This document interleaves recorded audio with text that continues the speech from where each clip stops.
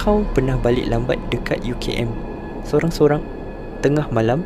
Sebab kalau ya, mungkin kau pernah nampak bas ni juga. Ada satu bas lama yang dikatakan hanya muncul selepas pukul 12 malam. Tapi bas ni tak sepatutnya ada lagi. Dah lama tak digunakan. Tapi orang tetap nampak dia.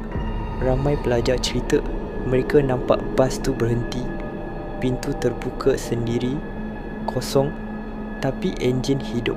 Bila tengok dalam, nampak seseorang pakai jaket pemandu, tapi mukanya kosong. Ada kes seorang pelajar baru naik sebab fikir bas tu shuttle. Tapi dia kata jalan yang dia lalui tak pernah dia nampak. Gelap, sunyi dan tiba-tiba dia dah sampai semula dekat tempat dia mula. Tapi jap, dah pukul 3 pagi. Ada yang percaya bas tu diguna roh pemandu yang meninggal dalam kemalangan bertahun lepas. Dan sekarang dia masih bekerja, tapi bukan untuk manusia hidup.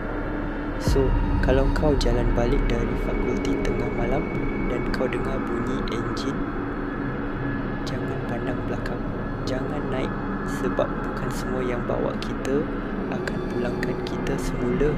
Sila like, share dan komen apa pendapat anda.